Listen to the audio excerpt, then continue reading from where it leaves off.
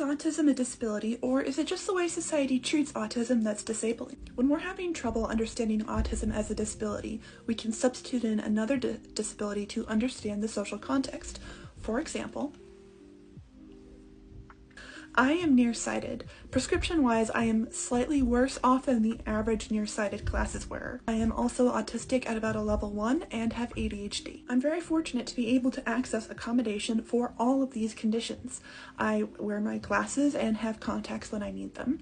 I work from home, have a stable environment, have a supportive partner, and have access to medication for ADHD. However, not only did many people not have access to these in the past, there's a lot of people today that do not have access to these accommodations for different reasons. Even with assistive technology, though, I will never be quite at the level of a person with 20/20 vision or a neurotypical person. I must maintain glasses or contacts at my expense to retain my ability to drive. Likewise, I'm still susceptible to periods of burnout or anxiety from neurodivergence not being controlled well. And for both conditions, there are people that have it much worse than I do.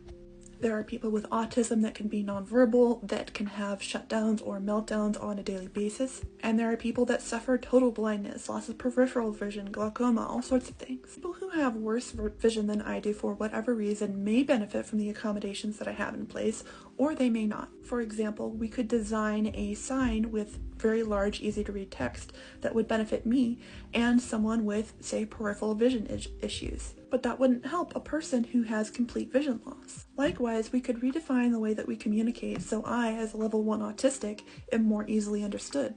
Maybe that would help a level 2 autistic, or maybe not. Society, unfortunately, cannot accommodate all disabilities to the fullest extent, which is not to say that we shouldn't try. Accessibility is very important. It's part of my primary job. It's not realistic for us to give up driving because I cannot drive well without my glasses. Likewise, it's not realistic to expect ambulances to not have sirens on them anymore because sirens send me into sensory overload. We need both the medical and social models of disability to properly accommodate autism, ADHD, and visual disabilities.